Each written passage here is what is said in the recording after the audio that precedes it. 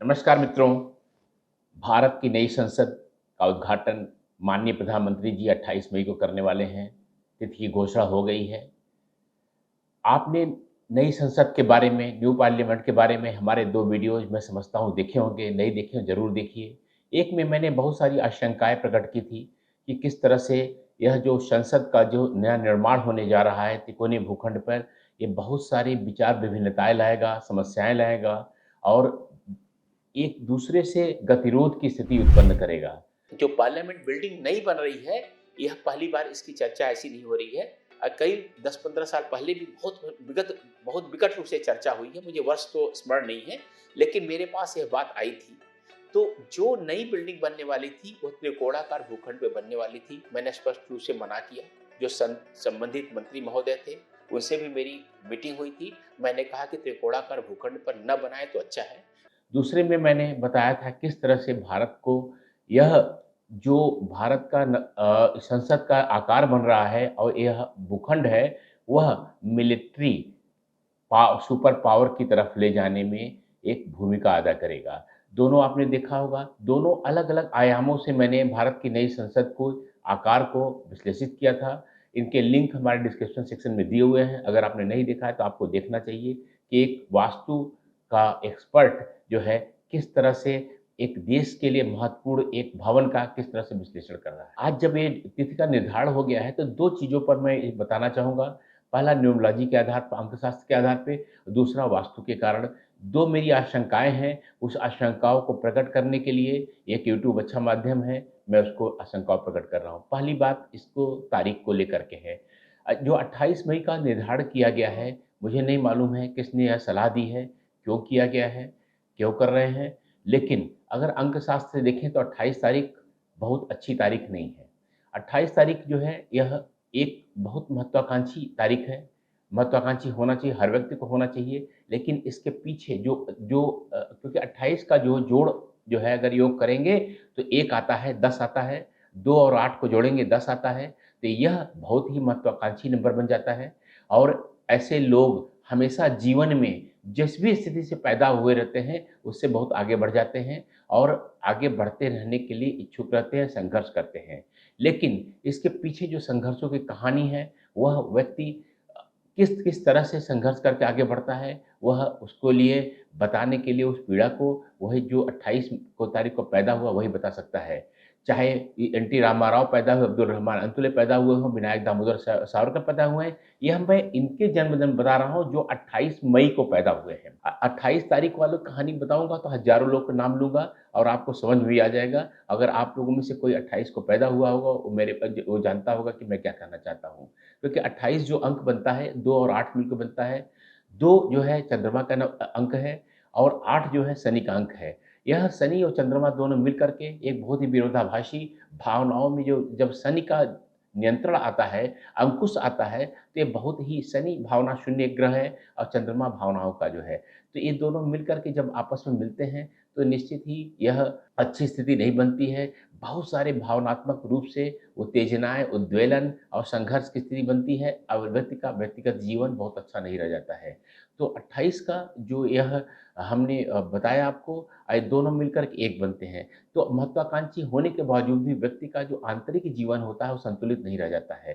तो यह चुना हुआ है, मैं जानता हूँ कि यह माननीय मोदी जी ने, प्रधानमंत्री जी ने यह निर्णय इसलिए लिया हुआ है कि यह देश के बहुत ही महान सुपुत्र जो है विनायक दामोदर सावरकर को एक श्रद्धांजलि देने के लिए उन्होंने इस तिथि का चुनाव किया है। विनायक दामोदर सावरकर जी एक बहुत बड़े स्वतंत्रता सेनानी थे और उनका स्वतंत्रता संग्राम में बहुत बड़ा योगदान था और उनके लिए मेरे हृदय में भी बहुत सम्मान है। मैं खुद जो है अंडमान जो है सिल्वर जेल, अंडमान द्वीपों में सिल्वर जेल जाकर के उनको श्रद्धासुमन अर्पित करके आया था।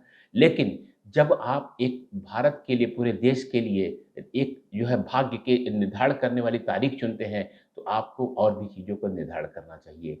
क्या विनायक दामोदर सावरकर जैसा जीवन आदर्श जीवन है? एक व्यक्ति जो 11 साल जेल में रहा, 11 साल जेल में रहा जो है, 3 साल तक अंडमान निकोबार जेल में उनका भाई और दोनों वो रहे, एक ही चहारदीवारी के अंदर है, 3 साल तक वो लोग जानते भी नहीं थे कि मेरा भाई भी रहता है यहाँ पर। यहाँ वही वो भी जो है कोलू पेर रहा है, तेल निकाल रहा है और अनवरत यातनाएँ सह रहा है, दोनों भाई 3 साल बाद उनको रहते-रहते वहाँ पता चला उस जेल में कि यह मेरा दो भाई हम लोग एक ही जेल में रह रहे हैं। बहुत ही कठिन जीवन था उनका और उनका देह उनको नहीं मिला। तो मैं ऐसा मानता हूँ कि इतने विद्वान पुरुष का जिसने अपना पूरा जीवन होम कर दिया, उनको देह नहीं मिला, एक अच्छा सौभाग्यशाली जीवन नहीं रहा, ये सौभाग्यशाली तारीख भी नहीं है।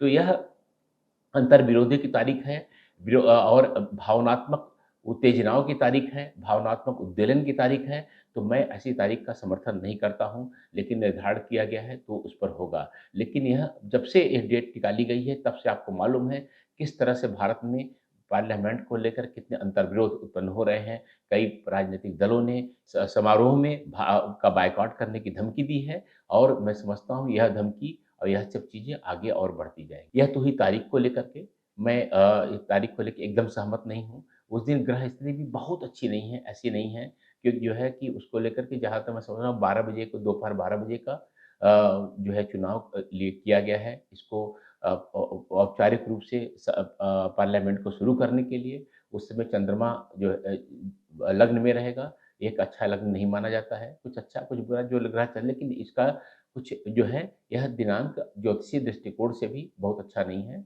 इसको कुछ बेहतर ये ले सकते थे क्योंकि जो लग्न सिंह लग्न रहेगी यह राष्ट्र के लिए स्थिर लग्न बनाएगी, स्थिरता लाएगी। लेकिन चंद्रमा इस लग्न के लिए हानि भाव का स्वामी है, वो द्वादश भाव का स्वामी है, वह जाकर लग्न में बैठा हुआ है। तो ये बहुत सुंदर लग्न नहीं हुई। हालाँकि 12 बजे जब भी कभी कोई कार्य होता है, वह जो है सूर्य उसके दशम भाव में होता है तो प्रतिष्ठा का जो द्योतक होता है, लेकिन वही अंतर्विरोध वाली स्थिति बनी रहेगी। तो 2 चीज़ें मैंने बताई, यह बहुत अच्छा तारीख नहीं है। दूसरा जो मैं इसके वास्तु के बारे में आपने हमारे 2 वीडियो देखे होंगे, यह वीडियो हमने कुछ सलाह दी थी, कुछ सलाह मानी गई, कुछ सलाह नहीं मानी गई। जैसा मुझे पता चल रहा है कि अभी भी दोनों जो त्रिकोण क्योंकि पहले वाली जो गोल पार्लियामेंट थी जो है पुरानी वाली संसद भवन थी गोल-गोल सी त्रिकोणी में जो है वो तो बहुत ही खराब हालत थी उसकी और आप लोग जानते हैं किस तरह से देश की संसद अ, भगवान ही भरोसे लड़ाई झगड़ा करके चलती रही या क्या-क्या चीज़ें उसमें हुई। तो उ उसको हमने कुछ सलाह दी थी कि इसमें अगला गोल मत बनाइएगा, लेकिन उसमें थोड़ा-सा ये बेहतर और कर सकते थे जो है लेकिन इन्होंने नहीं किया। लेकिन सबसे बड़ा गलत ये किया है कि जो दोनों त्रिकोण प्लॉट हैं, पहला जो त्रिकोण प्लॉट जिस पे पुरानी वाली संसद थी, दूसरा जो त्रिकोण प्लॉट लिया जिन्होंने, वह उसमें नई वाली संसद बनी है। इन्हों दोनों को जोड़ दिया तो एक रोम्बस, एक समकोण आकार की जो है एक जो है आकार बन गया चतुर्भुज आकार का, जो बहुत अच्छे ढंग से उसका आकार निकल के नहीं आ रहा है। दूसरा और भी तमाम चीज़ें हैं जिनको मैं एक अलग ही वास्तु के दृष्टिकोण से पूरे पार्लियामेंट का विवेचन करूँगा।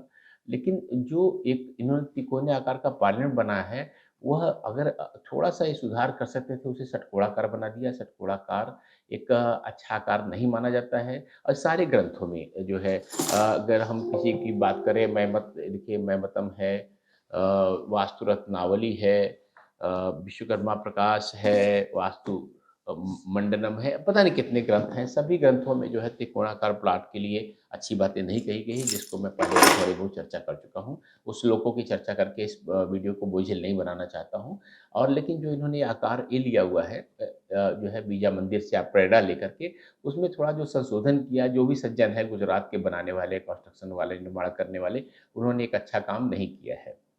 तो यह अंदर भी जो मैं देख रहा था वो आकार दिए हुए हैं अर्धचंद्राकार अब जो बिल्डिंग्स अंदर जो हाल बनाए गए हैं वो चीज़ें बनाई गई है उसमें भी एक जैसे लग रहा है कि स्थान का ज़्यादा से ज़्यादा प्रयोग करने का जो है भाव है एक जो है तो वो बहुत मैं उसको लेकर के ये हमारे गौरव का प्रतीक बन रहा था थोड़ा सा इसमें सुधार कर सकते थे और मैंने आप लोगों ने अगर वीडियो देखा होगा तो आपको ध्यान भी होगा कि मैंने कहा था कि यह इसमें जो भी वास्तु का इनपुट देना हो, मैं निःशुल्क देने को तैयार हूँ जो है।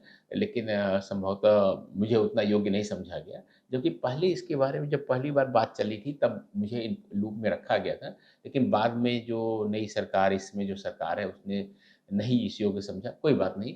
लेकिन किसी न किसी वास्तु का इनपुट लेना चाहिए था। और दूसरा ये भी मुझे लग रहा है कि या तो किसी अधकचरे वास्तु वाले को इन्होंने कंसल्ट किया जो है जिसको ग्रंथों का ज्ञान नहीं है, मूल ग्रंथों का ज्ञान नहीं है, उसने कुछ आपाधापी कर दी है, जो भारत के लिए शायद जो है आंतरिक समायोजन के लिए एक कहते हैं अंग्रेजी में हैप्पीनेस एंड हार्मनी के लिए, एक सौहार्द के लिए शायद बहुत अच्छी नहीं होने वाली है। तो मेरा ये इस वीडियो का उद्देश्य है कि यह सही फ़ोरम पर बात पहुँचे। अभी भी इसमें सुधार की संभावना है। यस, अभी भी सुधार की संभावना है, इसके वास्तव में सुधार की संभावना है और इसको सुधार करके एक अच्छे भारत के भविष्य का मार्ग खोला जा सकता है। तो नमस्कार, मैं हूँ आचार्य कल्की कृष्णन, एस्ट्रोग्राम.com।